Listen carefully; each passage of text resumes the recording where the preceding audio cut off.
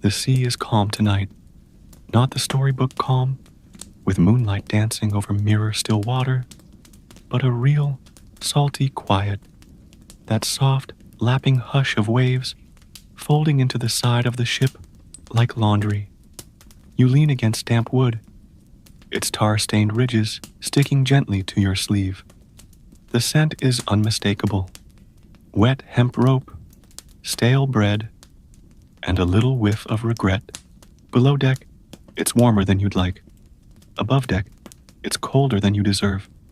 And somewhere in between, you exist, a tired body on a creaking ship full of tired men doing what tired men always do, pretending they have a plan. You, dear sleeper, are now a pirate, of sorts, not the sword-wielding, parrot-juggling kind from the Saturday cartoons.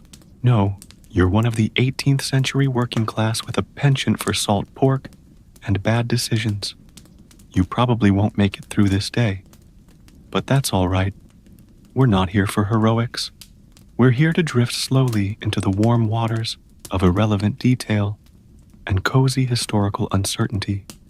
So before you nod off or mentally jump ship, do us a favor, gently tap that like button, drift over to subscribe, and if you're still conscious, drop a comment with your location and local time. Are you in Manchester at 11:47 p.m., Kyoto at 2:13 a.m., a hammock in the Florida Keys, wondering where your life went so wrong? We'd love to know. Now let's ease into tonight's journey. You wake to the sound of sloshing water and the dull thud of someone dropping a wooden mug. There's a small commotion near the barrels. Not a brawl, not this early. Just breakfast. You drag yourself to your feet and shuffle toward the crowd, men in loose linen shirts and calloused hands gathering around what looks suspiciously like tea. Not grog, not rum, tea. Black, oversteeped, astringent tea served in dented pewter mugs. The ship's cook, whose name may or may not be Reuben, historians aren't sure, pours from a battered kettle as if he's hosting a low-budget garden party. And here's the first historical fact of the night. By the mid-1700s, tea had replaced rum as the preferred morning beverage for many sailors, pirates included, not because it was fancy, but because it was boiled, which meant it didn't make you sick. Well, not immediately. You sip. It tastes like bitter leaves boiled in seawater, which is exactly what it is. But it's warm, and when your hammock's damp and your boots are still drying from yesterday's storm, warm matters more than delicious. Around you, the conversation drifts like the morning fog. A man complains about weevils in the biscuit sack again. Another scratches at something that's probably not fleas, but probably is. Someone grumbles that the sugar's gone. Someone else offers to trade their last tobacco twist for half a lemon. You pretend not to hear. There's a story going around the ship that Captain Merriweather, your current employer and occasional tyrant, once dumped half the rum rations overboard just to clear men's heads. Whether that's true or just something he muttered while in a rage is unclear, but no one brings it up anymore. Instead, tea is served, and rum is locked in a chest. The ship rocks gently. You notice the way the lantern swings just slightly overhead, its flame barely flickering. There's something oddly hypnotic about the rhythm of things here. Tea, biscuit, complaint, silence, repeat, obscure tidbit. Here's one for you. Some pirates believed that adding crushed dried citrus peel to their tea would not only ward off scurvy, but also improve their aim in cannon fights. There is, of course, no evidence this ever worked, but it was a charming superstition, and pirates, despite their branding, were strangely full of those. Someone sneezes, someone else curses them for letting bad air out. And somewhere in the middle of all that, you finish your tea.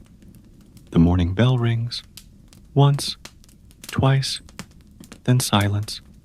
Another day has begun, the kind of day that will blur into a dozen others. You climb up to the deck, one groggy foot at a time, and blink against the brightness of the sea. Clouds stretch thin and long, like parchment unrolled for judgment. The sails creak overhead. The ship sways. Someone's humming a terrible tune with half the words missing.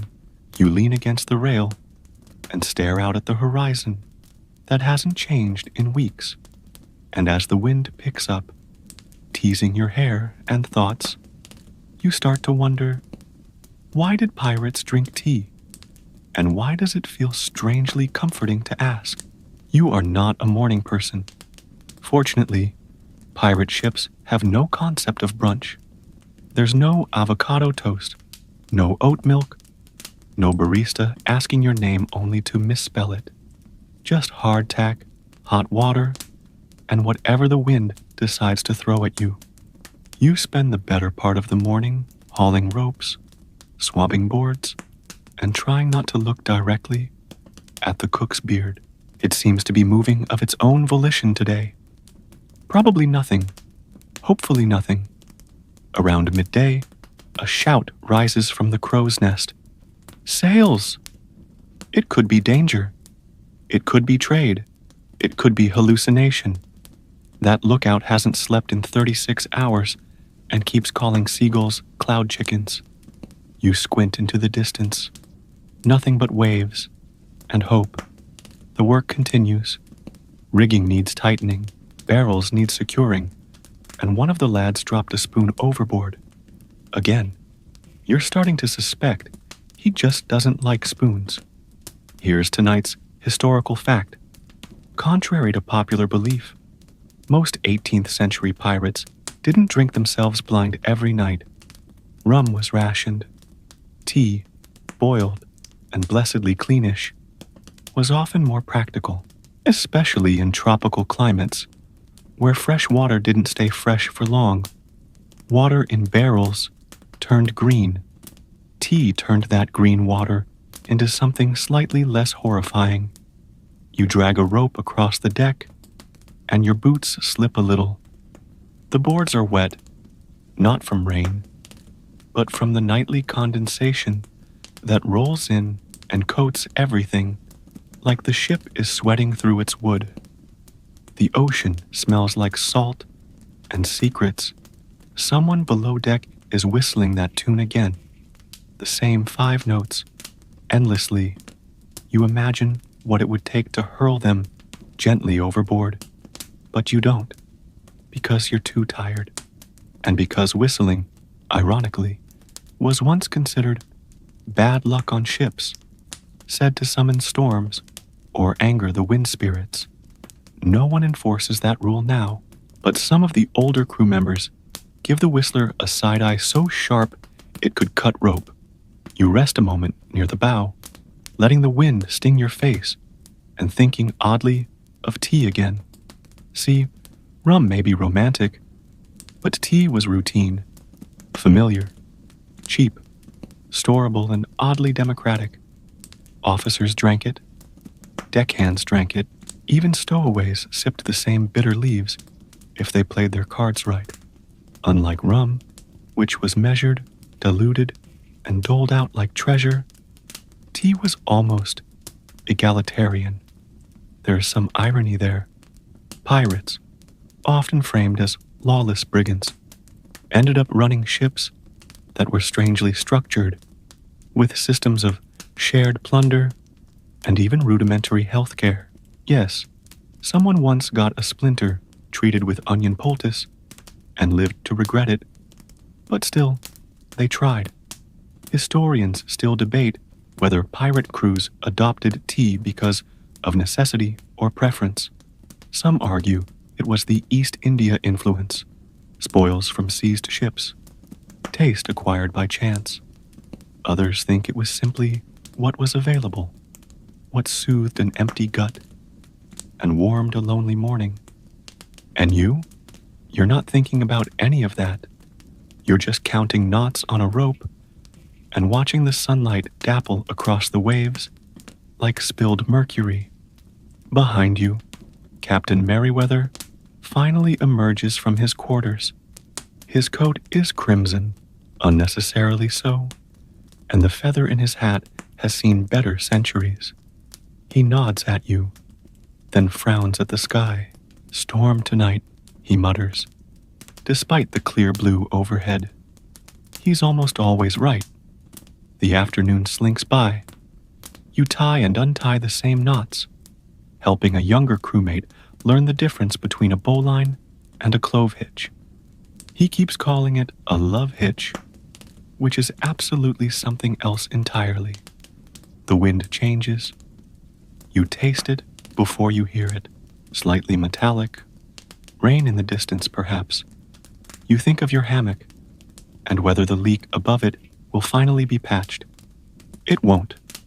The ship groans softly, like it's tired too, and for a moment, you close your eyes. Just a moment, just long enough to drift. Ready for the next part of the journey? The first drop hits the tip of your nose, cold, sharp, and unnecessarily judgmental. You blink, look up. Gray clouds have arrived without ceremony. They stretch low and wide, as though the sky itself is sulking. The kind of clouds that don't thunder, just seep. A slow, passive-aggressive sort of rain. Fitting, really. Someone yells, "Get the canvas down!" And suddenly you're in motion, your hands fumbling with soaked rope, your boots sliding with confident ineptitude. The ship tilts, just enough to remind you who's in charge, and water sloshes across the deck with petty glee. You haven't eaten since that bitter tea this morning, which makes hauling wet canvas feel less like labor and more like an existential prank, one that involves rope burn and maritime cursing. You shout something back. You're not sure what. Hopefully it wasn't polite. And here's the strange historical truth for this stretch of your day. While pirates often get painted as reckless sea demons, their seamanship was no joke. Most had spent years on merchant vessels or navy ships before jumping ship. They were fast, organized, and, when not busy looting or swearing, surprisingly good at sailing through storms. Their ships were light and fast. Their crews drilled in split-second teamwork. You, however, are doing a very bad job with this rope. Nearby, a man named Cobb, who speaks only in nautical metaphors and once punched a barrel because it looked at him wrong, shouts that your line's crossed. You adjust it. It doesn't help. Cobb rolls his eyes so hard you can practically hear them spin. Water pours from your sleeve. A small river runs down your back. You begin to miss tea. Not for the flavor, but for the steam, for the warm mug between your fingers, for the illusion of control. But here's the obscure cultural tidbit for today. On some pirate ships, rainwater collected from the sails during storms was considered purer and even luckier than barreled water. They'd use it for special tasks, like brewing tea for the captain or washing a lucky scarf. One pirate supposedly bathed in stormwater only after a successful raid, believing it washed away cowardice. That pirate later disappeared during a squall. Irony remains undefeated. The wind settles, slightly, the sails down. The crew grumbles like a pack of wet dogs denied their dinner. You sit on an overturned crate, dripping and defeated. Someone offers you a strip of dried fish. You decline with your eyes. A bolt of lightning flickers far off. No thunder, just a distant flash, like nature snapping a portrait and walking away. Captain Merriweather appears again, looking neither dry nor particularly concerned. "That's the worst of it," he says. Probably, historians still debate whether captains like him made decisions based on instinct, experience, or pure theatricality. He has that sort of face, a tragic hero in his own private opera, feather still wet, eyes half closed, probably composing poetry about the sea in his head. Bad poetry, but heartfelt. You watch the water fall from the mainsail, drop by drop, quietly, repetitively. You don't feel heroic. You feel like a mildly soggy character in a very long prologue. And yet, somewhere beneath the discomfort and the mildew, there's something peaceful about this moment. Not good, exactly, but grounded, real, like history without a soundtrack. You look at the horizon again, a smear of gray and blue, the kind of view that asks nothing of you. And maybe that's the real trick of this life. Not treasure, not glory, just drifting, sipping tea, outrunning scurvy, and trying not to fall off the world. The rain tapers into mist. A fine, sea-salted fog clings to everything now. It settles in your clothes, in your hair, in your thoughts. The ship feels softer, quieter, like it's exhaling. Somewhere below deck, a dog coughs. You're 83% sure there's no dog on this ship. You descend the steps with that half-aware shuffle, unique to the sleep-deprived and damp. The lanterns down here swing just enough to make your stomach question its life choices. Your hammock beckons, but before you can lie down, someone presses a warm mug into your hand. Tea. Again. You're not surprised. Tea on a pirate ship is like duct tape on a sinking canoe. Cheap, available, and vaguely comforting. The water is cloudy. The leaves are second use at best. But it's hot, and it doesn't taste like despair, which is progress. As you sip, the man across from you launches into a story. He's called Lem, possibly short for Lemuel, or possibly just Lem. No one's dared ask. He's missing one eyebrow and claims it was lost in a teapot-related accident.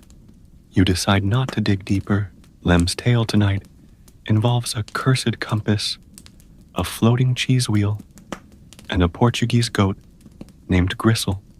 You nod, slowly, pretending to follow. The rhythm of his voice matters more than the logic. Like a bedtime story written by a man who's licked one too many barnacles. And here's our major historical morsel for this foggy evening. The British Royal Navy's influence on pirate culture wasn't just in tactics, it was in taste. Many pirates had served in the Navy or on East India Company ships, where tea drinking was an institutional habit by the 1750s. The daily tea time was about more than flavor. It was about predictability, routine, a moment of pause in a wildly unpredictable life. You pause too. Steam rises from your cup in slow, languid swirls. A cockroach scurries past your boot. You consider naming it. Something noble, perhaps. Archibald. Lord Skitterton. Yes. The floor creaks in a comforting way, the sort of creak that says, "We're still floating." You lie back in your hammock. The canvas cradles your body like a poor man's cloud. Overhead, the ceiling drips once every 37 seconds. You count it twice, then lose track. And now, an obscure pirate behavior for your dreamy consideration. Some sailors believed that if you spilled your tea before dawn, it meant bad luck for the next 24 hours. They'd refuse to speak until noon, some even whispering tea silence as an excuse. There's no record of this working, but it probably made for a very peaceful morning. A snore begins from the next hammock over, loud, gurgling, and percussive. It loops every 13 seconds, with occasional dramatic flutters. You pull your blanket tighter and pretend it's ocean music. In a way, it is. Historians still debate whether pirates' fondness for tea came from genuine enjoyment or pure practicality. One scholar suggests they may have romanticized it, a little porcelain civility in an otherwise brutish world. Another counters that most of them would have drunk warm dishwater if it was boiled. The truth, as usual, likely floats somewhere in the middle. Your mug is empty. The candle flickers low. You close your eyes, not all the way, just enough to listen differently. Somewhere above, the sea keeps lapping, endlessly. Gulls mutter in the distance. The ship creaks, dreams, breathes. And you don't feel like a pirate. You feel like a tired person who survived another wet, strange day. And in this world, that's more than enough. The next morning arrives reluctantly. No trumpet, no rooster. Just a dull, slow brightening, like someone lazily turning up the wick on a foggy lamp. You wake with one eye open, the other still stuck somewhere in the folds of sleep. Your blanket smells like yesterday's sweat and last month's socks, not yours. Probably. That's the fun of shared quarters. Everyone's aroma is a gift, and no one wants to open it. The snoring has stopped, which sounds like good news, until you realize it's because the snorer has moved closer and is now tying knots in his beard. He greets you with a grunt. This counts as affection here. You stretch, creak, sigh. Your spine pops in 3 places, and none of them medically recognized. You think of tea again, not because you're craving it, but because it's inevitable. Like rope burn and passive aggression, you shuffle to the mess. Mess, being generous. It's a corner with a table and a barrel that wobbles when you lean on it. A small fire is already going. Someone, probably Lem, has boiled the tea water early. You thank him with a nod. He replies with a wink and a riddle about anchovies. You choose not to investigate. Today's brew is weaker than usual. The color is best described as emotional beige, but it's hot, and it's yours. As you sip, here's the next thread in your tapestry of nautical trivia. Some pirate crews, especially those with roots in the Caribbean or long-haul routes near China, actually blended their tea with unexpected herbs, ginger, clove, even bits of dried mint or bark. Why? Because flavor, surprisingly, mattered to people whose daily lives consisted mostly of bruises and mildew. It wasn't all hardtack and blisters. Sometimes it was spiced hardtack and blisters with hints of mint. The ship creaks beneath your feet as the day begins. A breeze pushes through the open deck slats, carrying the scent of salt and something else. Distant land, maybe, or fish dreams. You'll pretend it's citrus? Above deck, the crew is already gathering. Captain Merriweather paces slowly, reading a chart upside down. He does this on purpose, claims it helps him see the truth. You're starting to suspect that's code for, I forgot my glasses. You join the morning duties. Today, it's patching sailcloth, which means long hours of needle, thread, and pretending the canvas isn't damp from last night's regrets. As you work, a conversation drifts by. 2 younger crewmates are arguing about whether tea causes scurvy. One insists it prevents it, the other says it causes it. Both are wrong. You do not correct them. Knowledge is a burden, and you're already carrying thread. Here's the real historical nugget of the day. Tea, as lovely as it is, does not contain vitamin C. And in fact, some of the tannins may inhibit the absorption of iron if consumed in absurd amounts, which pirates did. That's why limes were introduced into British naval rations later in the century. The famous limey nickname? That came long after your current groggy existence. Obscure detail time. On some ships, there was a kind of tea tax where newcomers had to provide the leaves for the first week. If they couldn't, they had to clean the latrines after the storm. It was seen as a way to prove loyalty or invent new swear words. Both, probably. The sail mending continues. You prick your thumb. Not enough for drama, just enough to remember you're made of skin.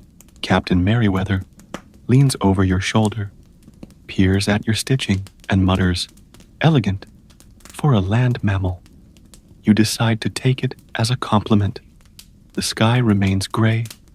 The ocean remains gray. Your tea has cooled to the temperature of disappointment. But the day inches forward, thread by thread, and you're still here.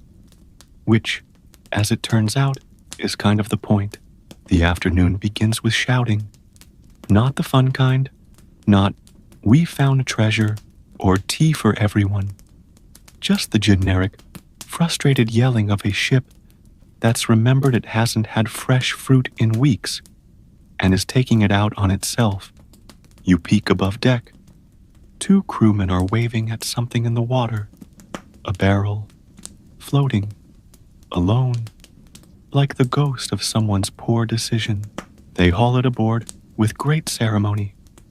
A rotten lid, 1 broken iron band, and the unmistakable stench of not tea, probably spoiled oil, or worse, spoiled fish pretending to be oil. The barrel is dumped overboard with a shared groan. You return to your duties, trying to scrape barnacles from the hull using a tool that looks like it came from a medieval torture kit. You hum under your breath to pass the time. The same 5-note tune from earlier. You've given up resisting. Barnacle scraping isn't glamorous. It's slow. It's wet. It smells like defeat. But here's something to tuck into your increasingly seawater-scented brain. Pirates cleaned their hulls often, not out of tidiness, but speed. A smooth hull cut faster through water. Speed meant escape, or attack, or just getting away from a place with too many mosquitoes. You scrape. You sweat. A barnacle fights back. A crewmate tells you a joke about a 1-legged goat. You don't get it. He repeats it. You get it less. You laugh anyway. It's easier. Midway through the work, someone offers tea again. The kettle's been reheated. The leaves are, well, third hand would be generous. It's less a drink now and more a brown memory. But you take it. Why? Because it's a break. A ritual. A reason to stand near the fire and pretend your life is organized. Here's your historical fact of the hour. Ships didn't carry unlimited supplies of tea. What you got at port might have to last months. So, rebrewing old leaves became an art form.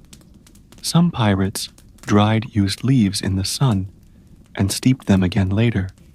Others just accepted that eventually their tea would taste like footnotes. And the weird tradition? On one notorious ship in 1723, the quartermaster kept a secret stash of emergency tea, locked in a tiny carved box shaped like a pig. He claimed the box whispered when the leaves were ready. His crewmates let it slide because the tea was better, and also because he had a sword no one wanted to argue with. You sip your cup and pretend not to taste the past in it. The sun peeks out briefly, like a shy apology. A few gulls circle overhead. One drops something onto the deck, possibly a fish, possibly a message, probably an accident. You settle on a coil of rope. Let the sun touch your face.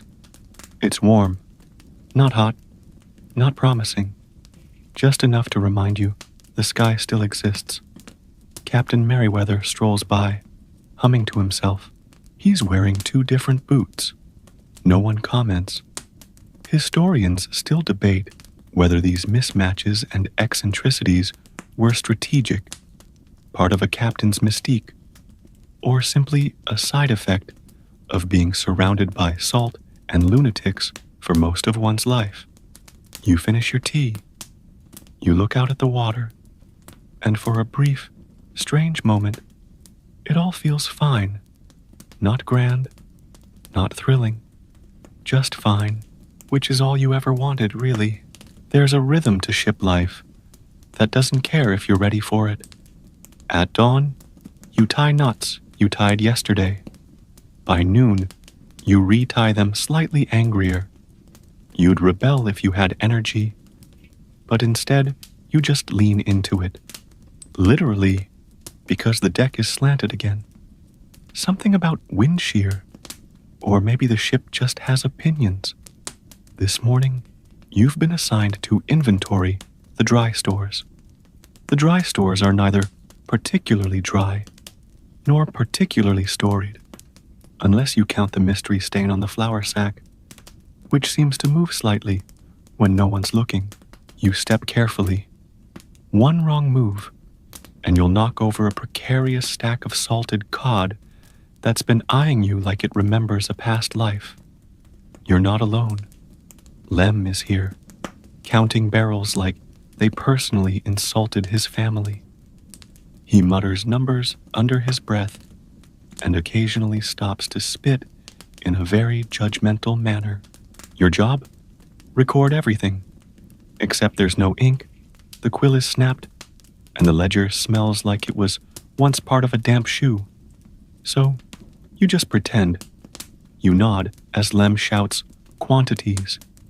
You scratch faint lines with a broken bit of charcoal. It's all very professional. Here's your fact of the hour. Pirate ships didn't always have official quartermasters, but many did, and they often kept meticulous inventories of goods, including tea, not because they loved record keeping, but because they loved arguing. Rations were life, and who got what was cause for celebration or mutiny, or both. As you record today's stores, you find a bag marked tea, not rum. Stop asking. It's half full, mostly stems and dust. Lem shrugs. Could be worse. Could be soup mix. You nod solemnly, unsure what that means, but agreeing in spirit. He offers to make some. You consider declining, but the room is cold, and you're already imagining the taste. You follow him back above deck, where a small tin kettle is already warming on a slanted grate. Obscure tidbit time.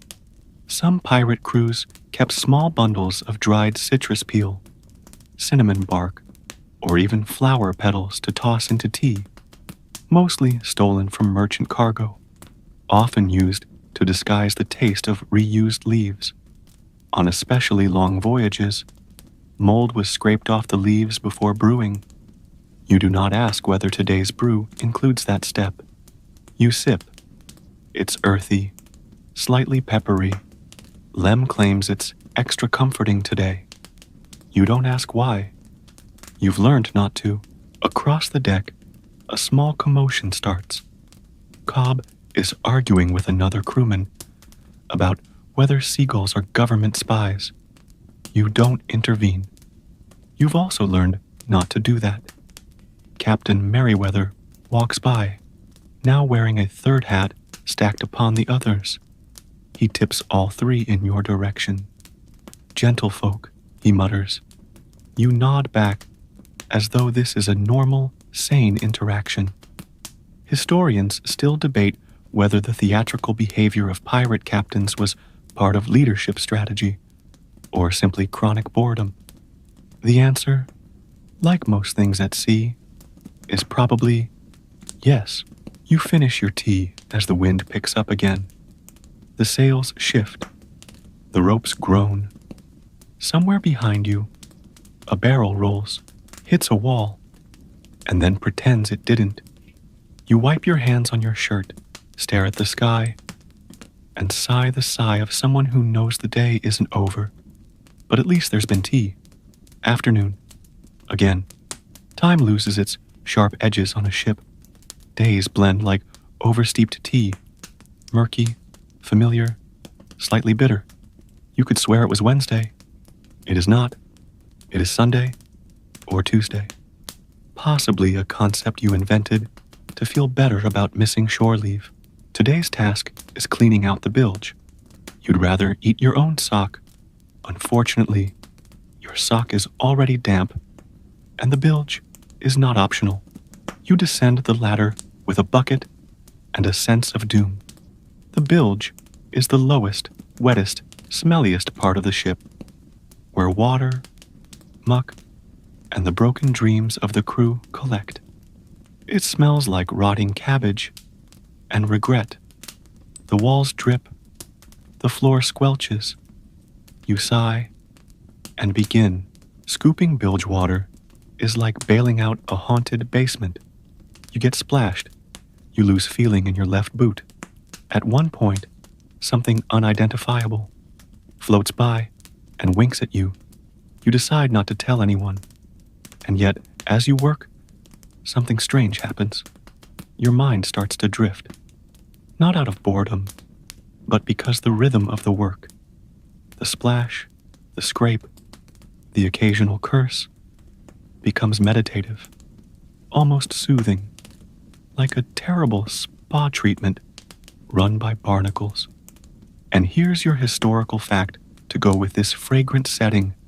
Pirates, despite their reputation for chaos, often had strict cleaning schedules for below-deck areas. Bilge cleaning was a daily necessity, not just for hygiene, but for ship performance. A soggy, heavy bilge could weigh down a vessel. Plus, the smell attracted rats. The rats attracted cats. The cats attracted superstitions. It all spiraled. You pause to stretch your back. Something creaks ominously. Not the ship. Your spine. Obscure fact for today? Some crews sprinkled dried tea leaves in the bilge water, not for purification, but to charm away bilge rot. One captain insisted it lulled the spirits of the ship.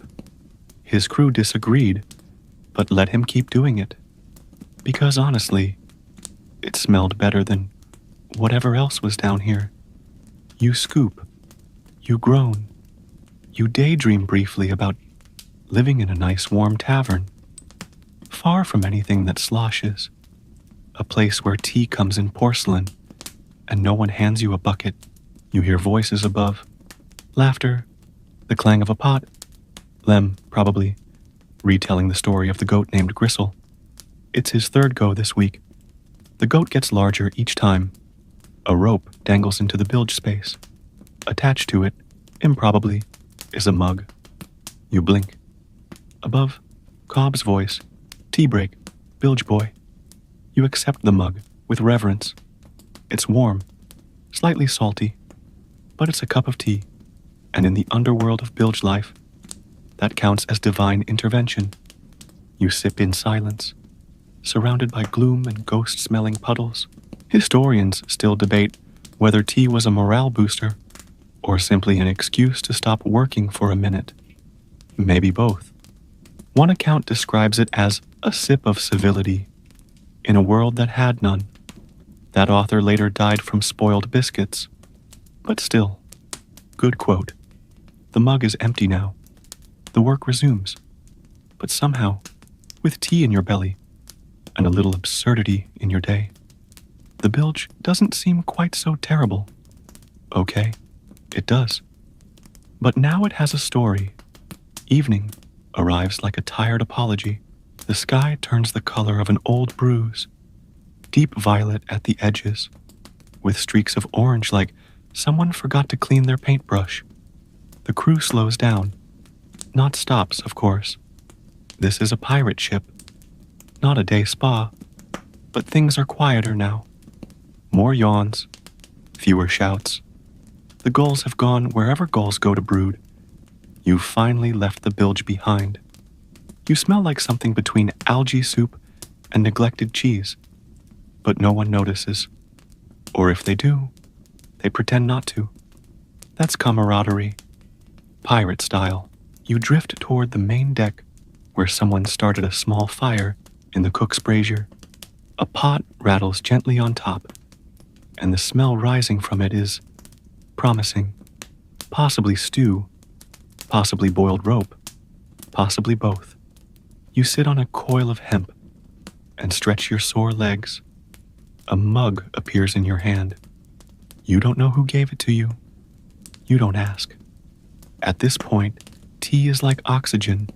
Just accept it and keep breathing.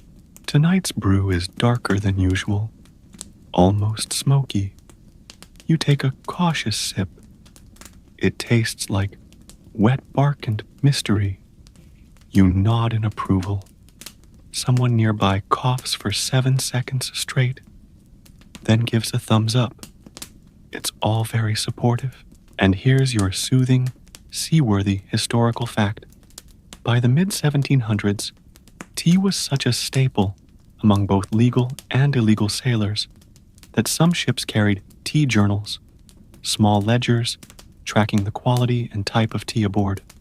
Not always accurate, but deeply loved, sometimes written in rhyme. One surviving entry simply reads, "Good black leaf, less bitter than pain." You stare at your mug. It is indeed less bitter than pain. Captain Merriweather joins the fire circle. His coat has gained another epaulette. No one knows where he keeps finding them. He leans in and says, "Did I ever tell you about the tea storm of 21? No one answers. It doesn't matter. He's going to tell it anyway. He launches into a wild tale involving smuggled oolong, a ship made entirely of spoons, and a parrot named Frederick, who cursed in 3 languages and whistled Handel. You half listen. The tone is what matters, not the accuracy. Definitely not the accuracy. And now, your obscure cultural tidbit. Some pirates believed that to spill tea at sea was to invite betrayal, a superstition born from one too many bad landings, and probably a lot of very slippery decks. As a result, it became common to bless the first pour of the pot, quietly, privately, just a whisper of thanks. You catch Lem doing it now. You pretend not to see. The fire crackles. A breeze tugs at the sailcloth overhead. Cobb is playing a tune on a broken flute. He insists belonged to a Spanish nobleman. It sounds like a goat arguing with a storm, but everyone claps politely. Historians still debate whether pirates developed these tea customs independently or borrowed them from other maritime traditions. What's clear is that these rituals mattered. Odd, domestic anchors in a life that rarely had anything to hold on to. You lean back against a barrel. The stars begin to appear, one by one. Your eyes feel heavy, your limbs light, and in the lull of flame and folklore, you almost believe you could fall asleep right here. You probably will. You do not sleep well. Your hammock squeaks with every breath. Something crawled across your foot around midnight. Possibly a rat, possibly a dream, possibly both. Above you, someone mumbles in their sleep. Something about the lemon fleet and honest anchovies. You don't ask. Below you, the ship groans. The kind of low, slow moan that makes you wonder if wood can have arthritis. Morning creeps in through the cracks. Gray and uncertain, you peel yourself from the canvas and go in search of something resembling consciousness. What you find instead is tea. It's already brewing. Lem is up early. Again. The man operates on some ancient, caffeine-fueled code. He stirs the pot gently, like he's casting a spell. He probably is. You sit beside him. He passes you a chipped mug. Today's blend has a reddish tint. Added root scrapings, he says, unhelpfully. You sip anyway.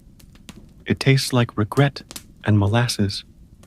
But it's hot, and it works. Now, for your daily historic nugget. While pirates were notorious for taking what they wanted, they also had trade networks, unofficial, hidden, deeply illegal. Tea was one of the most commonly smuggled items in and out of British colonies, often via pirate or privateer ships.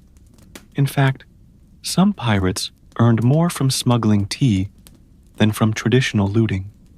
Less blood, more boiling water. There's something poetic about that. Or absurd. Same thing, really. You and Lem sit in silence for a while. The fog begins to lift. The sea's surface glitters with early light, like silver coins spilled from the heavens. A few crewmen shuffle by, eyes half open, dreams still clinging to their faces. One drops a spoon. It bounces once, twice, then vanishes between the planks with a sad little plink. He stares down at the crack for a long time, then walks away without a word. Obscure tidbit of the hour. There was once a pirate ship called the Gentle Kettle. Its crew was known for polite pillaging and leaving behind little bags of tea in the towns they raided. No one knows if it was kindness or sarcasm, possibly both. The ship vanished during a typhoon. Some say it still sails, offering tea to stranded souls. You'd accept. Captain Merriweather emerges, squinting at the sun like it owes him money. His coat is inside out. You don't ask. He points toward the horizon and mutters, "Trade winds." Everyone nods, despite not knowing what that means today. Historians still debate whether these early pirate captains were skilled meteorologists or just very lucky guessers. Some, like Merriweather, had uncanny instincts. Others just gestured vaguely and hoped no one asked for a map. The day begins. More ropes to haul, more decks to scrub, more reasons to question your life choices. But there's tea in your hand. There's warmth in your chest. And somehow, that makes it all feel survivable. Even the rats. Even the dreams. Even the goats named Gristle. By mid-morning, the sun remembers its job and climbs up into the sky with the enthusiasm of a hungover rooster. It's bright, hot, and loud. Without making a single sound, you squint upward and briefly consider mutiny against the star itself. No luck. It outranks you. The deck is busy today. Everyone's bustling. Not with purpose, exactly. More like ants in a jar. Committed, chaotic, and generally unsure if the lid is open.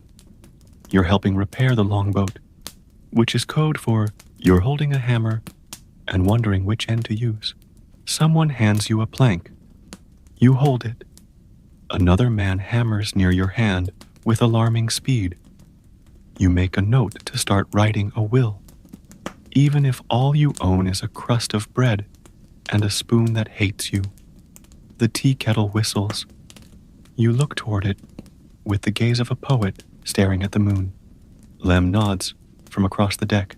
"Mint leaf," he mouths. You don't believe him, but that won't stop you. You take your mug. You sip. It's confusing. Somewhere between toothpaste and campfire. But it's hot, and you're thirsty. And at this point, taste is just a rumor. Now, for your history infusion. Tea wasn't just a beverage. It was currency. Among some pirate crews, especially the more democratic ones, tea was doled out in rations and could be bartered, bet, or bribed. Lost your boots in a storm? Offer someone your week's worth of tea. Want a better hammock spot? Half a pouch of decent leaf might get you there. It was green gold, slightly moldy, but still gold. Cobb walks by holding a bucket of nails and whistling off-key. He tips the bucket to you like it's a hat. Inside is a small rat. Quartermaster's assistant, he says. You nod solemnly. This feels plausible now. Captain Merriweather appears with a chart rolled under his arm and an apple that's been clearly nibbled by at least 2 previous owners. He addresses the crew in a tone that implies importance and contains absolutely none. We change course at dusk, he declares, chasing something rare and damp. Everyone claps. No one asks what it means. Obscure tidbit time. In certain superstitious crews, it was customary to offer the first cup of freshly brewed tea to the sea itself, poured gently overboard as a gesture of thanks or appeasement. Some sailors even claimed it calmed rough water. Others just liked the drama of it. You watch as Lem does just that, lifts his cup, says something that sounds like "Cheers, watery beast," and pours a splash off the side. The sea does not respond, but it doesn't get worse either. So, success? Historians still debate whether pirates genuinely believed in these sea-offering rituals, or whether it was a way to bond over shared absurdity. Considering your current shipmates, you're leaning toward both. The longboat repair drags on. You hold more wood. You hand over nails. You survive. Tea helps. Eventually, you sit on the edge of the deck, mug in hand, watching the water glint like a rumor of silver. For a life defined by movement, this moment is still, and stillness, in a world of wind and ropes and loud people with swords, is its own kind of treasure. Late afternoon, that strange, sleepy slice of time where the sun starts leaning toward the sea and your eyelids start leaning toward each other. You've been reassigned to lookout duty, the crow's nest, which means climbing, which means ladders, which means regret. The rigging creaks as you ascend, foot over foot, muscles grumbling with each pull. The wind tickles your ears and your balance. Below you, the world shrinks into patches of linen and swaying hats. You reach the top, and there it is, the wide, infinite sweep of ocean. Blue, gray, green, changing by the moment, like it's auditioning for something. Waves roll and curl, indifferent to your existence. Gulls hover nearby, waiting for you to drop snacks or secrets.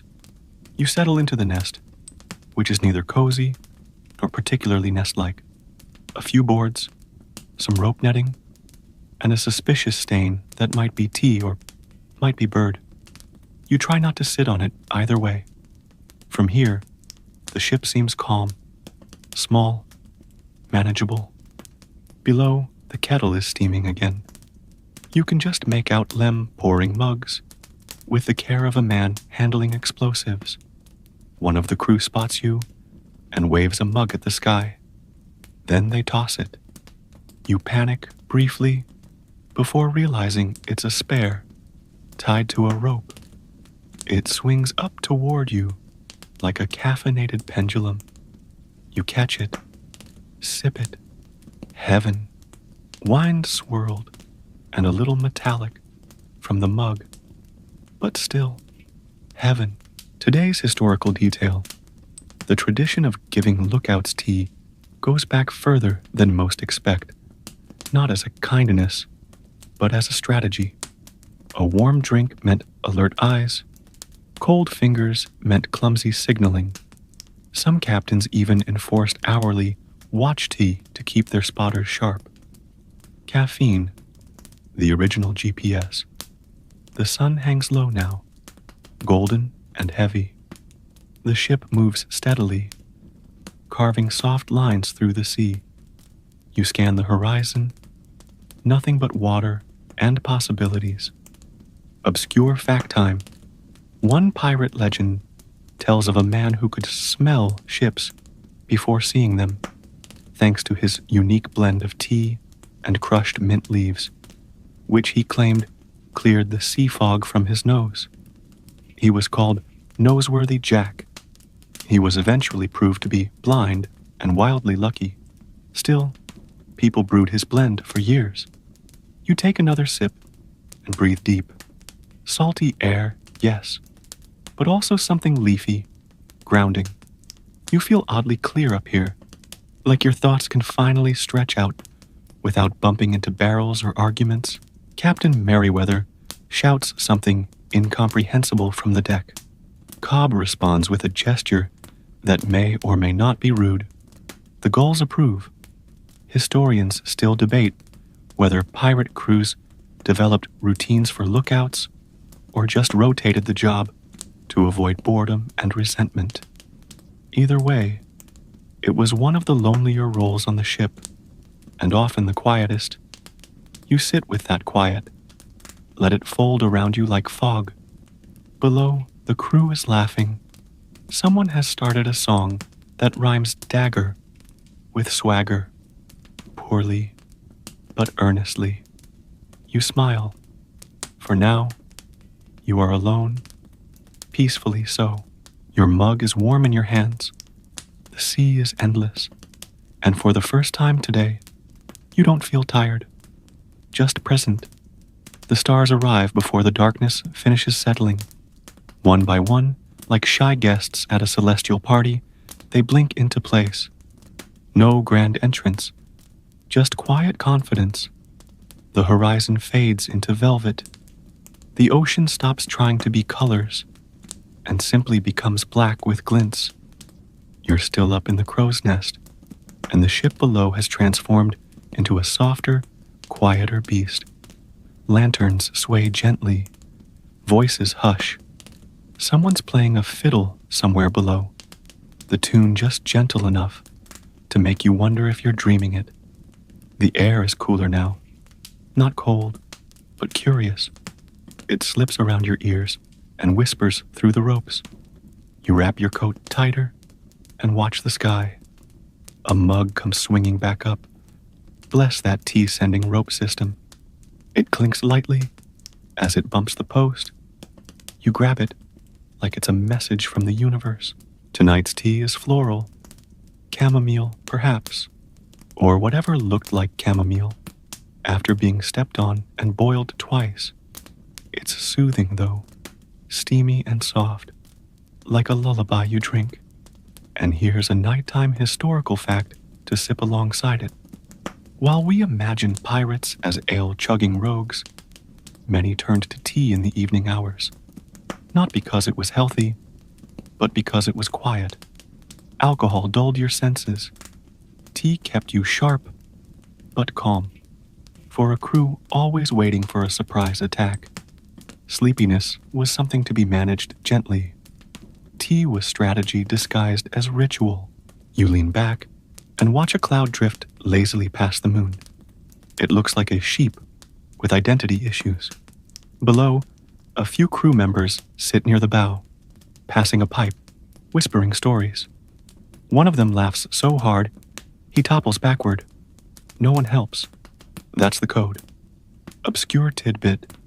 Some pirate ships had an unofficial evening blend, usually a mix of leftover herbs, stale leaves, and whatever smelled vaguely calming. The crew called it dream water. It was rarely the same twice, and it almost never worked. But they believed in it anyway. You believe in this mug, even if it tastes like it's been filtered through a sock. You let the tea warm your hands, while your thoughts float somewhere between sky and sea. The crow's nest doesn't feel so far from the world tonight. You feel removed, but not forgotten, like a comma between long sentences. Captain Merriweather calls up, asking if the stars are in formation. You reply, "Yes, sir," and they're forming a giant tea kettle. He nods solemnly. Good omen. Historians still debate whether pirates really believed in constellations or just used them as metaphors to justify wandering. Some charts contain entirely fabricated celestial bodies, like the cracked compass and the leaky barrel. No one's quite sure who invented them, but they sound plausible. After 2 cups of midnight tea, you finish your drink, lean your head back, close your eyes, let the ship sway, let the stars watch, let the sea keep its secrets. For now, you wake to shouting. Again, the sky is still dark, but the horizon glows faintly, like someone cracked open a drawer of ash and orange. The ship is moving fast, too fast, the kind of fast that suggests the wind has opinions. You slide down the rigging with a grace born of necessity and aching muscles. The deck is alive, sails snapping, ropes coiling, crew rushing to and fro like bees who've just realized they left the stove on. Apparently, there's another vessel on the edge of the horizon. Captain Merriweather spotted it through a spyglass and declared, "It smells like tea." No one knows what that means, but everyone has leapt into action. You're handed a mug. You sip first, then ask what it is. It's strong, bitter, bracing. Gunpowder blend, Lem mutters. Good for sudden drama. You nod. It tastes like resolve and shoe polish, but mostly resolve. Now your historical morsel of the dawn. Gunpowder tea was a real variety. Chinese green tea leaves rolled into pellets resembling grains of black powder. It stored well and brewed strong. Pirates favored it because it didn't spoil easily in damp barrels. Also, it gave you just enough of a jolt to man a cannon before breakfast. The ship cuts through the waves like it's late to something important. You steady yourself on the rails, watching the distant silhouette of the other ship. No flags, no signals. Just drifting in that vague, unfriendly way ships do when they haven't had their tea. Captain Merriweather consults his chart upside down again. It could be friendly, he mutters, or it could be French. The crew gasps. Cobb swears in 3 dialects. Obscure tidbit. In some parts of the Caribbean, pirates developed hand signals for, "Do you have tea to trade?" One involved miming the pouring of a cup. If the other ship responded by miming a toast, it meant yes. If they mimed throwing the cup overboard, it meant they preferred rum and were probably uncivilized. No one's miming anything yet. Tension thickens, and so, oddly, does the tea. You peer into your mug.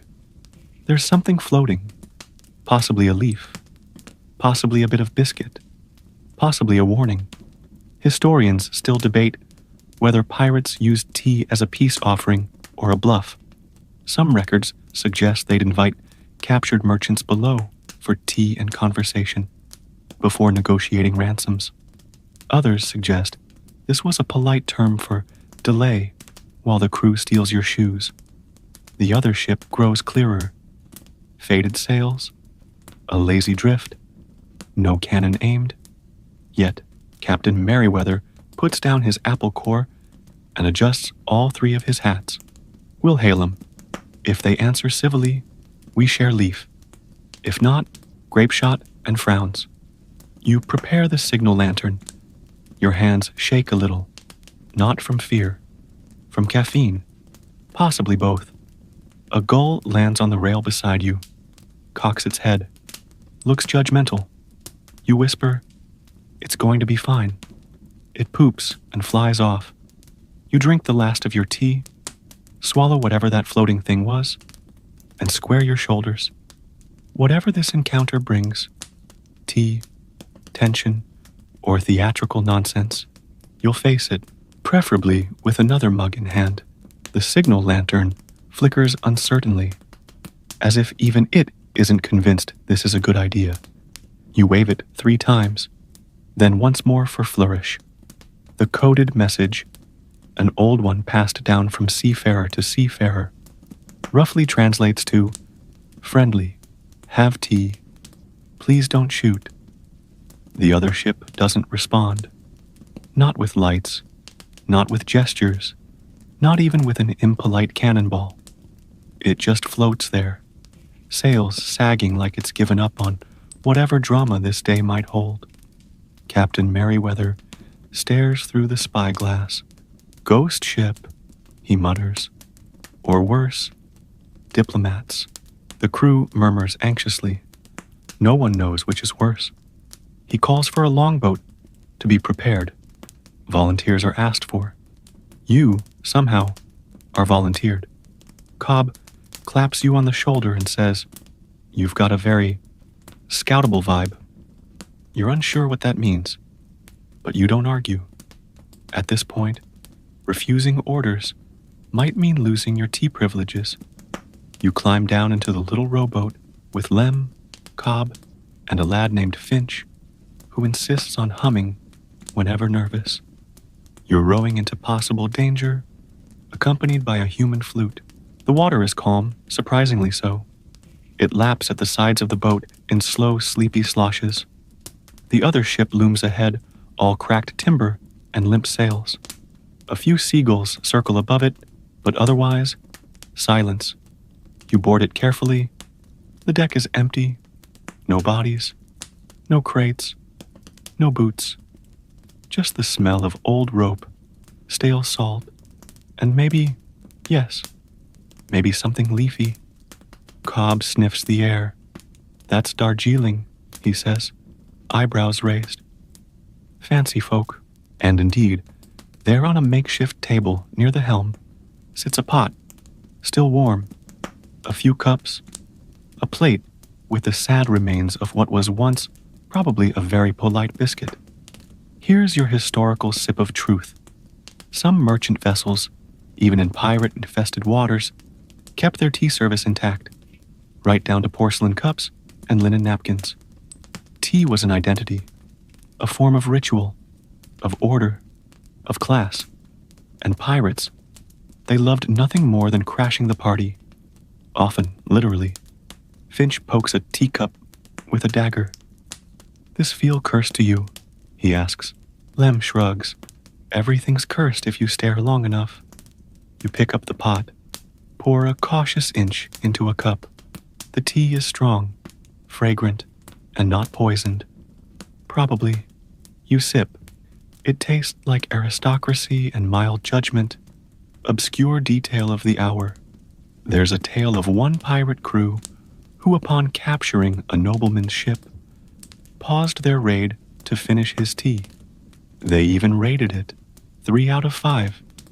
Too floral, not enough heat, but the biscuits got top marks. Back on the ghostly ship, you explore the captain's cabin. It's ransacked, but strangely, respectfully. The logbook is gone, but a tin of Earl Grey remains. You pocket it, for science. Historians still debate what became of ships like these. Abandoned but undamaged. Sails intact, but souls missing. Some say storms, others say mutiny. Some say ghost pirates, which is frankly overkill. You signal back to your ship. All clear. No ghosts. Plenty of tea. Captain Merriweather will be pleased. Or he'll ask if they had jam. Probably both. You return victorious, or at least intact. The longboat docks with a gentle bump. You climb back aboard the sweet Ramona, your actual ship, though you suspect she dislikes her own name, and are immediately surrounded by curious eyes and impatient mugs. Lem holds up the tin of Earl Grey, like it's the lost crown of Atlantis. There's a brewing frenzy. Not metaphorically, literally. The cook has brought out the special kettle, the one with the dent shaped like a melon. Lem sorts the leaves with the care of a jeweler. Someone starts humming a solemn song about citrus. The kettle hisses. The air fills with the scent of bergamot and the slow sighs of sleep-deprived sailors who have, for once, something elegant in their lives. You take a sip. It is transcendent, hot, floral, slightly bitter, like drinking a polite insult wrapped in silk. You close your eyes. It warms your entire skull. And here's your fancy historical fact to match this fancy leaf. Earl Grey tea, though most famously associated with 19th century aristocrats, found its way into certain upper-tier cargo shipments in the late 18th century. Some wealthy smugglers transported it east to west, often unaware that pirates aboard had developed a taste for it. The leaf traveled. So did the legend. Cobb takes his mug and starts pacing like a professor. You can taste the nobility, the oppressive decorum, the passive aggression. He sips. Delicious, obscure tidbit.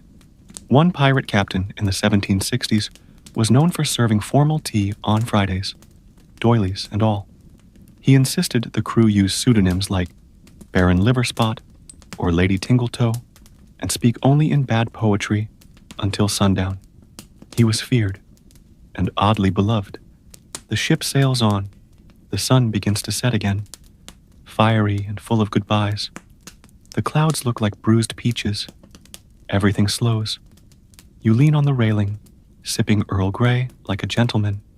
Somewhere, Captain Merryweather is writing sonnets to the tin. Historians still debate whether pirates were truly drawn to tea out of taste or necessity. Perhaps both. Perhaps tea was less a beverage, more a rebellion.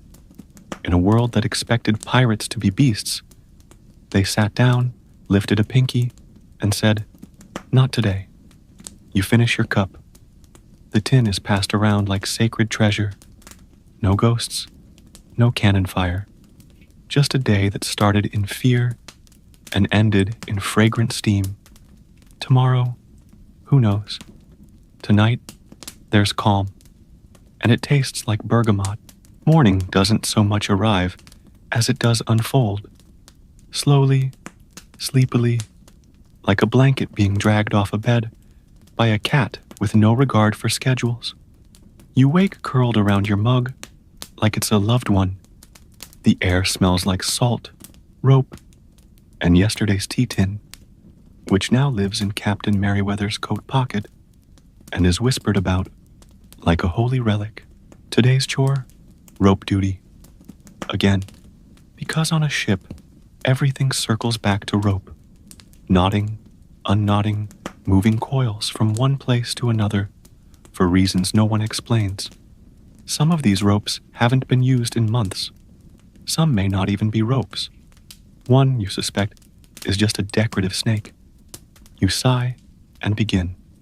Cobb joins you, carrying a mug and the philosophical energy of a man who's seen too much tea and too little reason. Ever think, he says, that ropes are just the ship's way of keeping us too busy to mutiny? You nod solemnly. He might be right. Lem appears with the kettle. No explanation, just a hot mug pressed into your hand, and then he's gone again, like some sort of maritime tea fairy. You sip. Today's blend is back to basics. Black tea, heavy on the tannin, with a ghost of something sweet. It tastes like getting your life together, one warm gulp at a time. Your historical sip. During the golden age of piracy, black tea became the most common leaf at sea.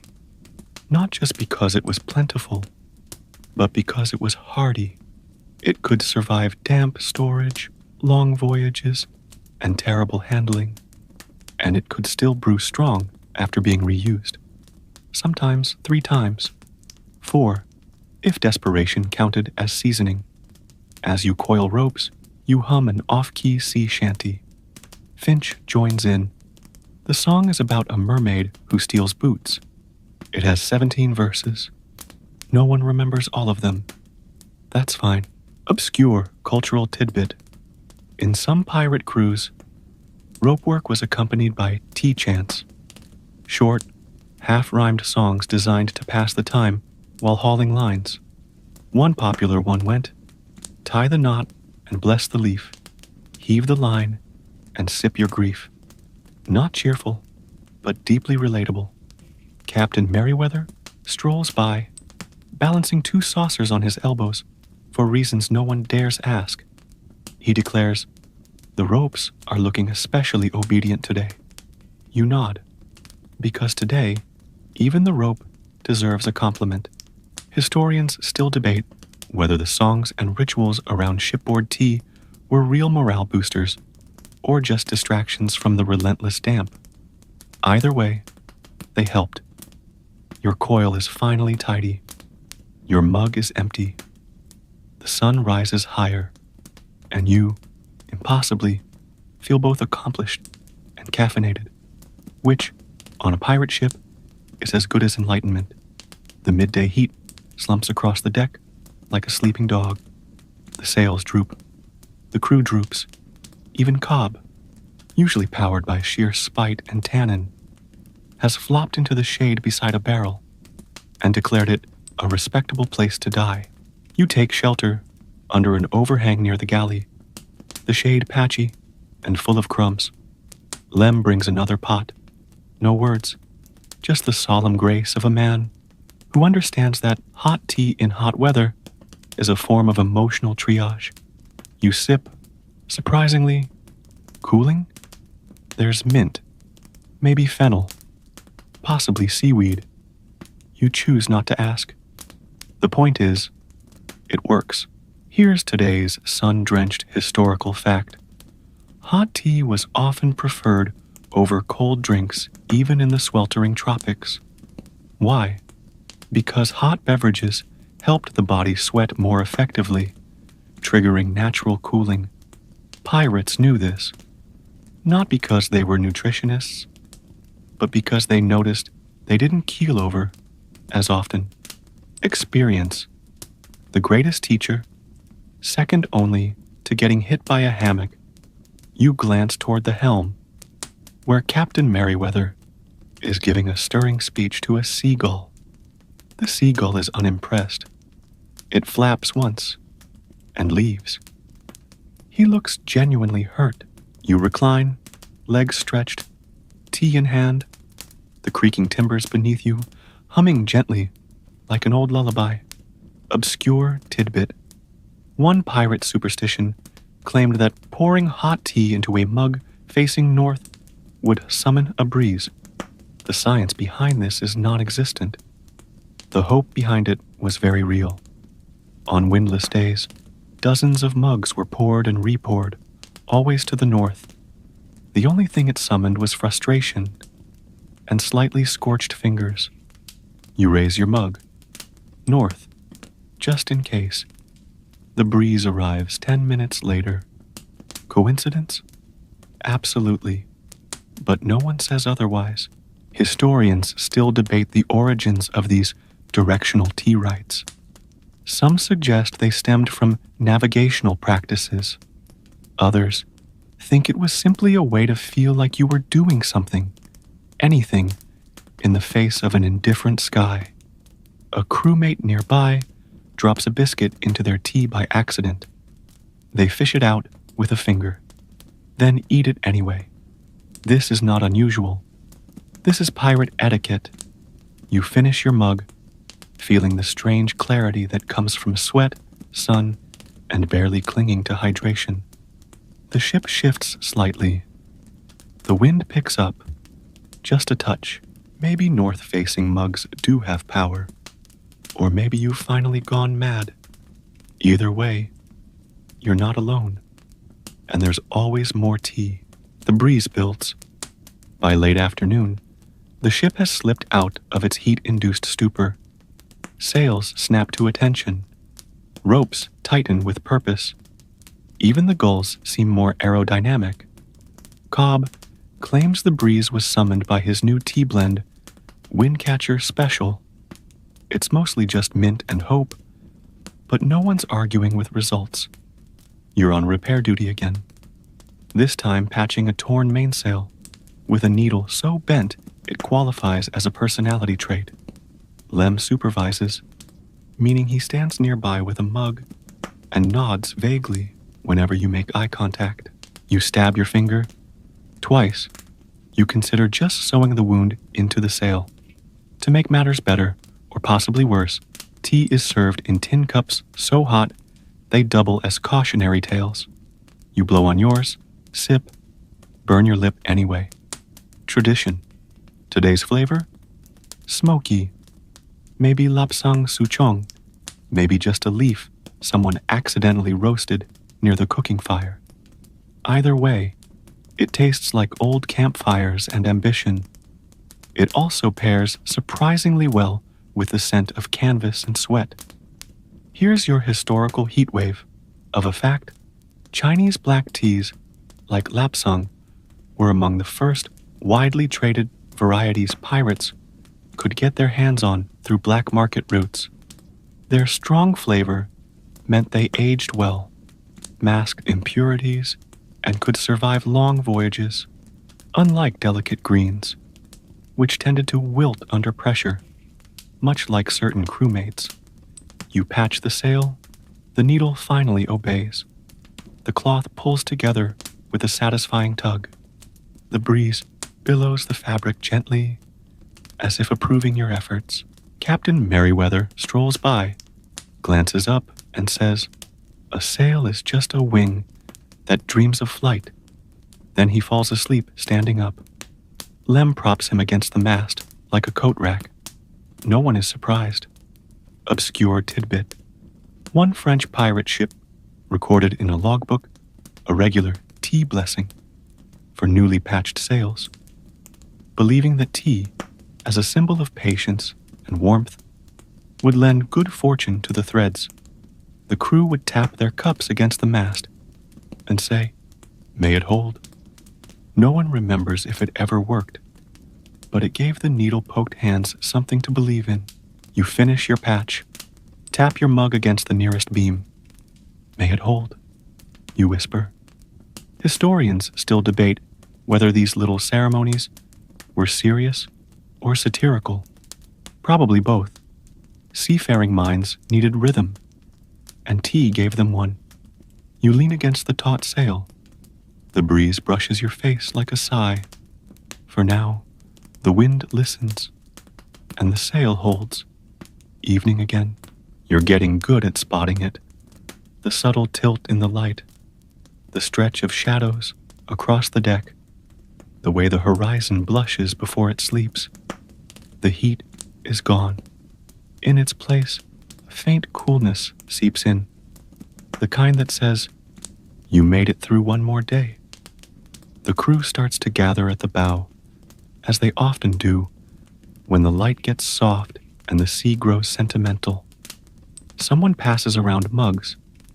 Someone else begins tuning a violin. The notes are tentative, half-formed, like birds testing the air. Your mug is warm in your hands. The tea is different tonight, earthy and gentle. Rooibos? Unlikely. Maybe a stolen blend, smuggled from a Dutch vessel. Or maybe it's just bark and flattery. Either way, it's soothing. Historical moment for this mellow hour. Some pirate ships, particularly those operating near the African coast or around Madagascar, picked up regional teas and herbs completely foreign to European palates. They brewed infusions that confused and delighted the taste buds. Cinnamon bark, lemongrass, wild mint, even dried hibiscus. Sailors gave these blends poetic names. Red sunset, siren's whisper, storm delay. Yours tonight tastes like dusk in liquid form. Soft, red-toned, with a whisper of something floral.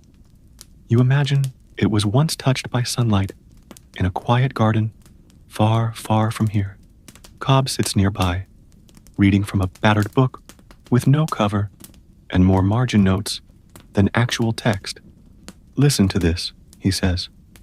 Apparently, the proper way to serve tea is with one's pinky elevated and one's enemies defeated. He takes a swig and adds, "We're halfway there." Obscure cultural footnote. It's rumored that Blackbeard himself kept a small box of dried hibiscus petals and called it his night medicine. His men mocked it till he made it mandatory. They stopped getting scurvy so often, and the mocking turned into grudging gratitude. You sip. The violin player finds the tune. The notes stretch across the waves. Captain Merriweather joins you, humming along, then launching into a story about a sea serpent who refused rum but asked politely for oolong. It's ridiculous. It's comforting. Historians still debate whether these evening tea gatherings were structured ritual or just habit made holy. But they left behind traces in journals, in logs, even in graffiti carved into ship rails, tiny cup shapes beside initials, like memories steeped into the wood. You lean back, close your eyes. The tea is warm, the music is kind, and the ocean is, just for tonight, not a threat, but a listener. The night deepens into a hush. You linger by the rail, long after the music has faded and the mugs have been drained. Most of the crew has turned in, the hammocks creaking gently as bodies sway in sleep, dreams tangled in canvas like fish caught in netting. But you, well, you're still out here, watching, listening. There's something about night on the open sea. It feels closer than land, and lonelier too. The waves lap quietly, like someone whispering secrets just below the deck. The stars are back again, smug and glittering, clearly enjoying their own reflection. And then, because of course, Lem appears, like a summoned spirit of the teapot. He hands you a mug without a word. You're not even surprised. It's a deep, smoky brew, strong, anchoring, not for ceremony. This is working tea, waking tea, the kind people drink before a storm or a duel, or in your case, a very quiet stare into the abyss. You sip. It grips your throat, then lets go gently, like a firm handshake followed by a nod of respect. Your historical moment for the midnight hour. In many pirate vessels, there were unofficial night watches, where crew members took shifts not just for navigation, but for tea. The night blend was typically stronger, darker, and brewed longer, made to last across hours of wind, fog, or boredom. These watches often became the setting for whispered plans, confessions, and the occasional moonlit poem. Cobb is curled nearby, snoring into a coil of rope, like a cat with trust issues. Captain Merriweather lies on his back mid-deck, arms spread like a theatrical martyr, murmuring phrases such as, "I am but a leaf in the tempest's kettle." You let him be. Obscure tidbit. A few historical pirate logs reference something called shadow tea, a late-night brew made from roasted seaweed, leftover leaves, and sometimes crushed clamshell. Was it good?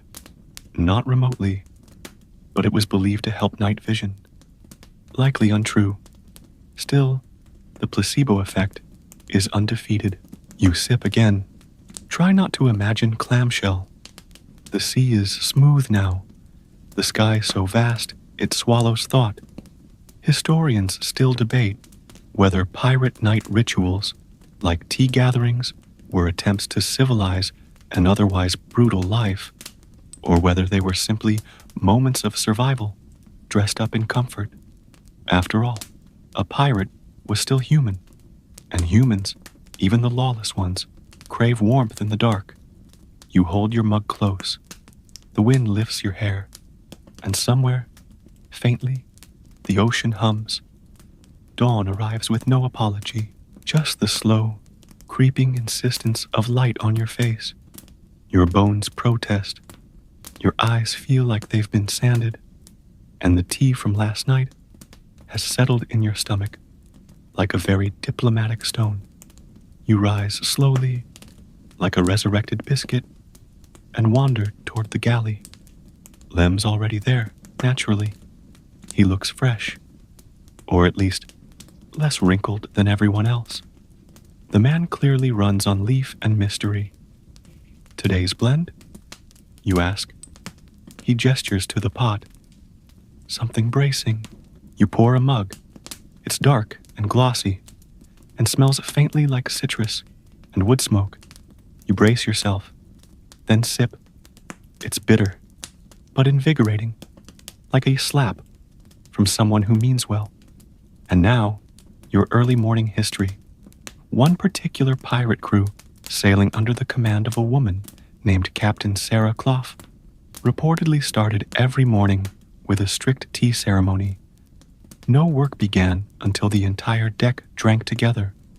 She believed this fostered loyalty, and maybe she was right. Her crew never mutinied, and her teapot was reportedly buried with her, clasped in her hands. You wander back onto the deck. The crew is stretching, yawning, scratching things you'd rather not look at. Routines begin again. Ropes checked, sails adjusted, grudges quietly rekindled. Cobb appears beside you, looking as though he slept under a cannon again. I had a dream about a tea tree, he says. It was shouting. You nod. This seems reasonable. Obscure tidbit. Some pirates believed that tea brewed during sunrise had special properties. Sunleaf, they called it, supposed to bring clarity, protection, and occasional hallucinations. Many swore by it. Others just liked an excuse for a second cup. Captain Merriweather climbs the stairs to the quarterdeck, holding a mug high like a priest at a caffeinated altar. We head west today, he declares, to find the island of quiet spoons. No one asks questions anymore. They just sip. Historians still debate whether the routines aboard pirate ships were acts of discipline or disguised indulgence. Tea, after all, was a luxury that became necessity. Like comfort food on a battlefield. You lean on the railing again, sipping the last of your mug. The sea is calm, the breeze mild. The sun climbs higher with each blink, and below it all, the kettle begins to whistle again. Just in case, the sweet Ramona coasts along, sails full, moodlight. You find yourself on crate duty, which sounds important, but mostly involves sitting on a crate to make sure it doesn't go anywhere. A job requiring precisely one skill, gravity. You pass with flying colors. Nearby, Finch is attempting to scrub the deck with what looks like half a mop and a full attitude. Cobb is sorting rope ends into what he insists are emotional categories. Lem is quietly steeping tea in a tin mug, using the last uncracked bit of cinnamon bark. You wonder if this ship is held together by rigging or rituals. He hands you a mug. This one is spicy, cinnamon and clove, maybe a hint of ginger, bold, like something you drink before jumping into a duel or quitting your job by letter from sea. Today's spicy historical fact: cinnamon and other warming spices were incredibly valuable aboard pirate ships, not just for flavor, but for preservation. These spices helped mask the taste of stale water, bland porridge, or occasionally, regret. A few lucky ships even carried spice blends picked up in stolen cargo from the East Indies. In some crews, cinnamon was worth nearly as much as gunpowder, though admittedly better smelling. You sip. Your tongue tingles. Your soul briefly considers starting a revolution. Captain Merriweather is at the bow, loudly reciting poetry to the horizon. Oh, briny world! Oh, tea-soaked fate! Oh, you, unknowable dolphin! He bows. No dolphins are present. Obscure tidbit. One pirate ship reportedly used spiced tea as a kind of informal punishment and reward system. Spill your ration? 2 days of unsweetened barley broth. Save the sails during a squall. A double portion with cinnamon stick included. The stick was often reused by everyone, earning it the nickname Captain's Wand. You eye your own mug. No wand, but definitely spicy enough to qualify as a personality. The crate doesn't move, which means you're still doing your job. Historians still debate how much pirates truly prized spices for taste versus function, but we do know that the smell of cinnamon could calm a stormy crew faster than any captain's command. There's something about warmth, sweetness, and just enough heat to remind you you're alive. You shift on your crate, sip again, and decide you could get used to this kind of duty, even if the crate's only ambition is staying put. Afternoon rolls in with a mischievous breeze. The sky is mostly clear, just a few clouds shaped like half-formed ideas. The sea sparkles like someone spilled a chest of coin and then forgot to pick it up. You're on lookout duty again, perched mid-mast, surrounded by sky. Below, the ship is humming. Not literally, though Finch is doing his usual, tuneless murmur that qualifies as music if you squint. You lean back, take out your mug. Yes, you brought it. And sip. This one's delicate. Maybe lemon peel and dried thyme. Subtle. Refreshing. It feels like the tea equivalent of being told you're doing fine by a very kind ghost. And here's your herbal history for the day. Lemon and thyme were often gathered or traded whenever a pirate ship made landfall. Both had real health benefits. Lemon for scurvy, thyme for antiseptic needs, and were considered signs of a ship that wasn't just surviving, but thriving. Some crews even planted herb gardens in barrels to keep a steady supply. Pirate horticulture. Less about roses, more about not dying. You spot something on the horizon. A shape. Possibly a ship. Possibly a whale. Possibly your imagination. You report it anyway. Lem waves in acknowledgement and puts more water on to boil. Obscure tidbit. It's said that one famous pirate navigator, known only as Old Map Eye, used thyme-scented oil to clean his compass. He believed the scent helped him focus. He was also blind in one eye and navigated mostly by smell. Surprisingly, his success rate was excellent.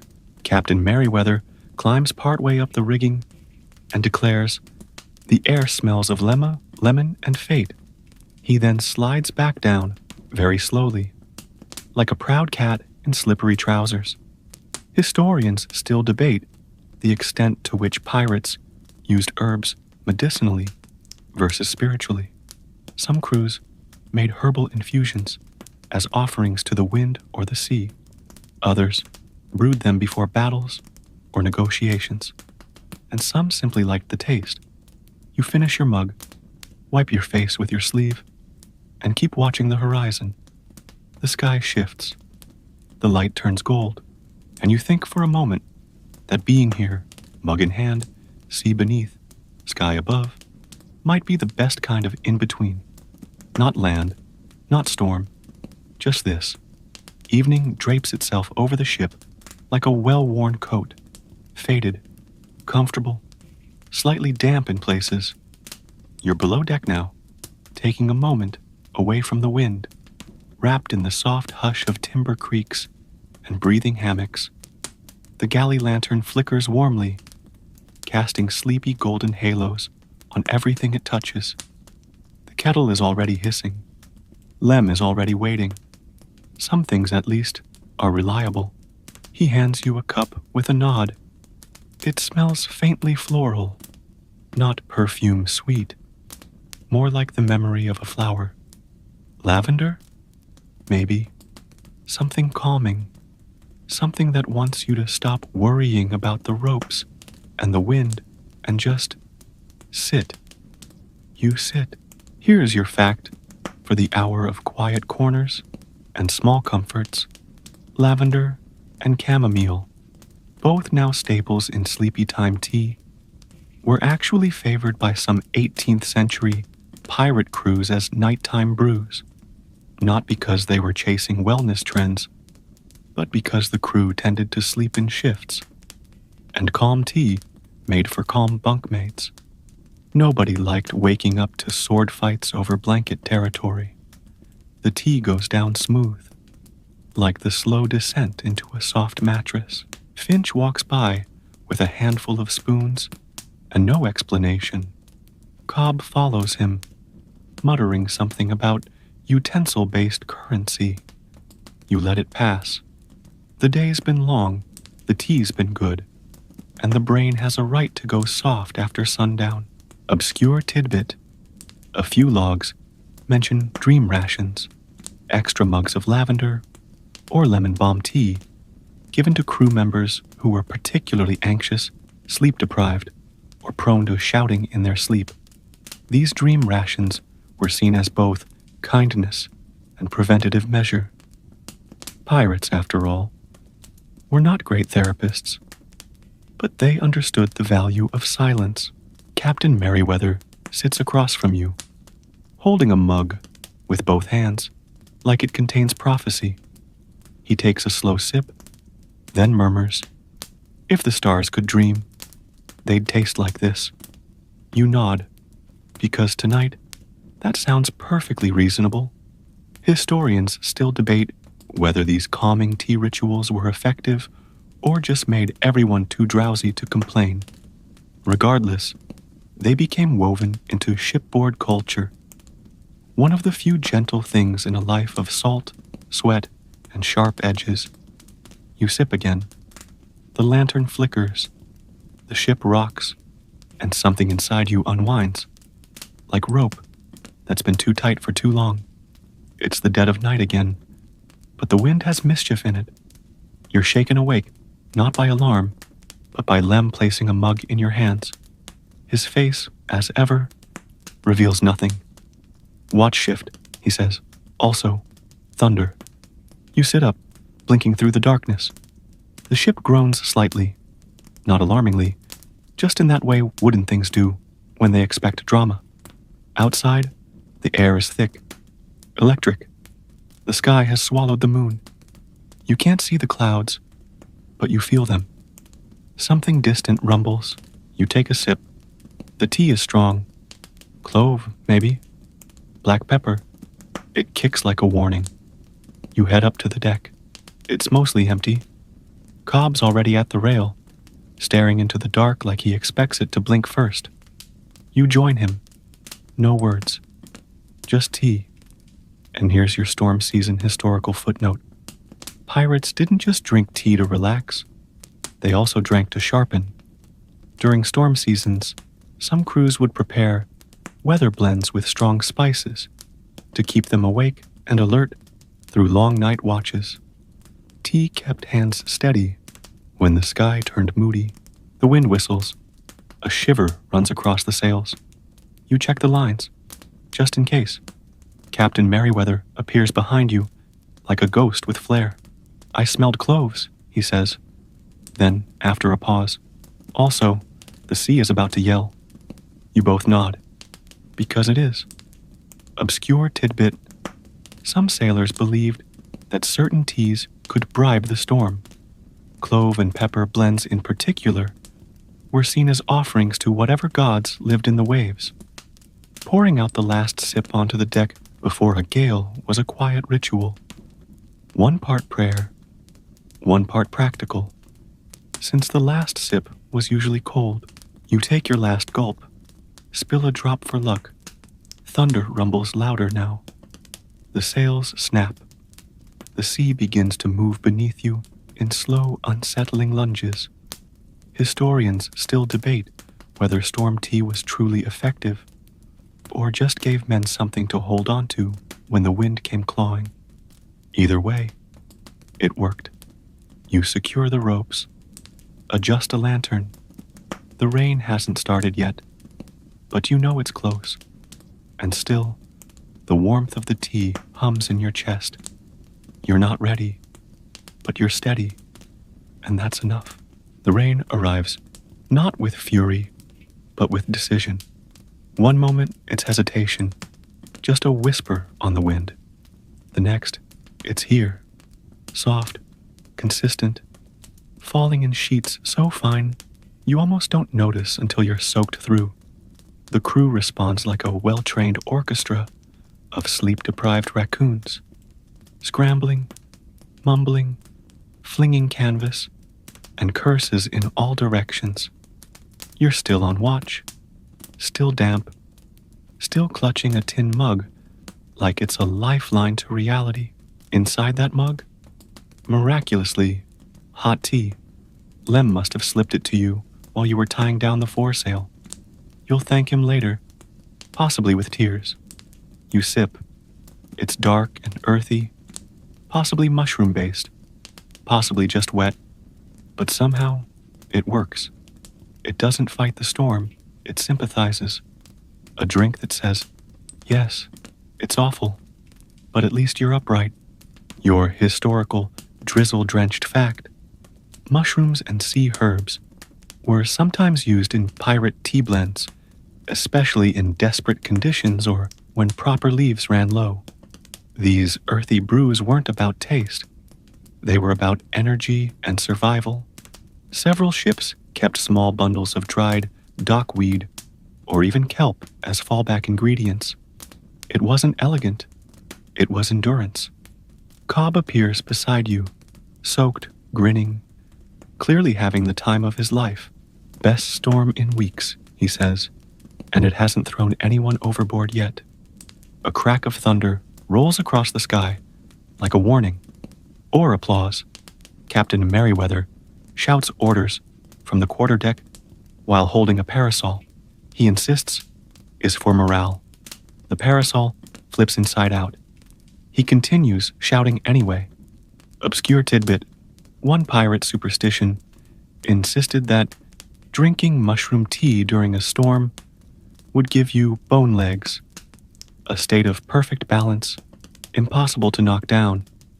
Some crewmen swore by it, others just liked having a good excuse for the terrible taste.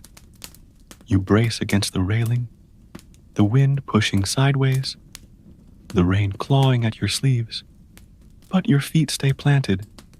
Your grip stays strong. Maybe you have bone legs, or maybe you're just too stubborn to fall. Historians still debate the effectiveness of these crude herbal brews. Some journals describe miraculous energy, others describe hallucinations involving talking crabs. You finish your tea. The rain continues. But you're still here, warm inside, wild outside, and somehow it balances. The storm burns itself out just before dawn. No dramatic finale, no lightning encore, just a slow, exhausted fade, like a toddler finally deciding to nap after throwing every toy across the room. The sea calms, the wind retreats, the rain dwindles to a few reluctant drips. You're left with a deck that smells like wet wood, damp rope, and, yes, freshly steeped tea. You didn't sleep. No one really did. But somehow you don't feel tired, just emptied, like the part of your soul that panics got wrung out, and now there's only peace. You find Lem in the galley, already prepping what he calls recovery brew. It involves cardamom, orange peel, and something he doesn't name. He passes you a mug with a wink. It smells like sunlight. You sip. It tastes like the first deep breath after holding one for hours. Historical moment for the post-tempest calm. Orange peel and cardamom were popular among both naval crews and pirates for cleansing the senses. After long watches or rough storms, these warm, aromatic teas helped to recenter. They were said to untangle the mind, especially useful after nights spent staring into endless dark. Finch stumbles in, yawning so wide you fear he might unhinge his jaw. Cobb drags behind him, wrapped in a sailcloth like a dramatic ghost. Is it morning? Or a cruel trick? He asks no one. Captain Merriweather enters with his boots off and his composure questionable. Tea, he says simply, and maybe a biscuit, but only if the biscuit feels spiritually ready. Obscure tidbit. One pirate captain was known to declare a mandatory hour of silence after storms, during which the crew would sip tea and say nothing. He claimed storms frayed the spirit, and words only made it worse. The crew called it the steep hour. It was the quietest and oddly most beloved tradition aboard his ship. You all sit in silence now. No orders, no noise, just the occasional clink of a spoon or the soft sound of someone refilling the pot. Historians still debate whether post-storm tea time was tradition, superstition, or simply necessary recovery. It may have been all three. But across logs and journals, the same word shows up again and again after these brews. Stillness. You hold your mug close. Outside, the sky begins to glow. And inside, for the first time in hours, your hands stop trembling. The sea may rage again. But right now, in this silence, you have peace in a cup. The sun rises, lazy and golden, pouring honey-colored light across the battered deck. Everything glistens. The ropes, the railings, even Cobb's forehead, which he claims is dewy with wisdom. The storm is gone. The sky has that smug, post-mess innocence nature always wears after wrecking your plans and pretending nothing happened. You're polishing a lantern that didn't need polishing. Lem hands you a mug without a word. At this point, it feels less like a routine and more like a sacred rite. You sip. It's soothing. Chamomile. Maybe some dried apple. It tastes like a long exhale. Like breakfast in a safe house. Your fact for the day after. Chamomile tea was one of the most treasured finds in stolen ship cargo. Not for its rarity, but for its effect. Used for sleep, digestion, and general calming, it became the post-stress brew of choice.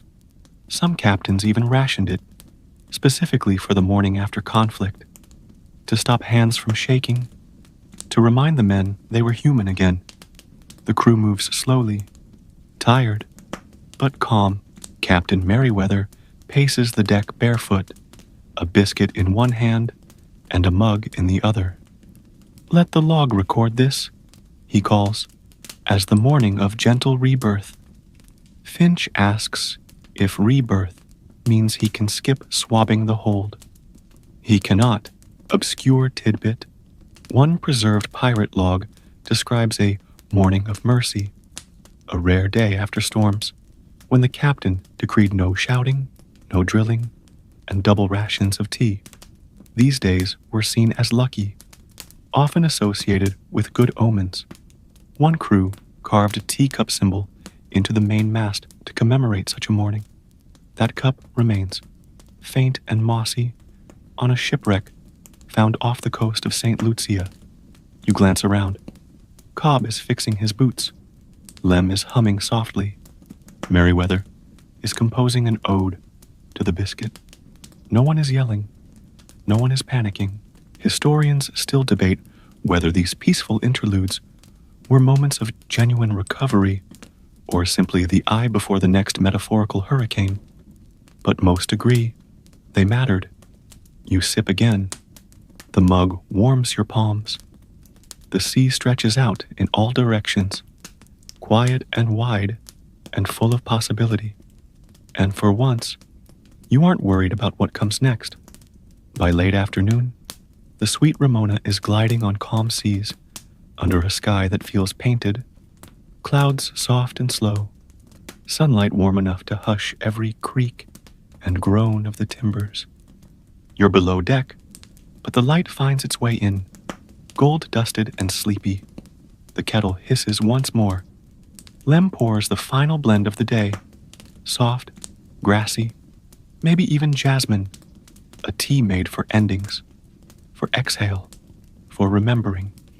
You sip, you sit, you let it all settle, and here is your closing fact, gentle and strange.